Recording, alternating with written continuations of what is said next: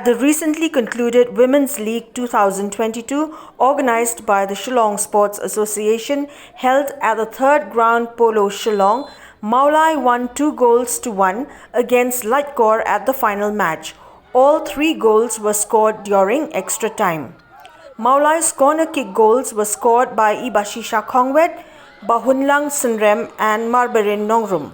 A few minutes into extra time, Ribahon-Chisha Kharshiying of Laitkor scored a long-range goal which was the only one for the Laitkor team.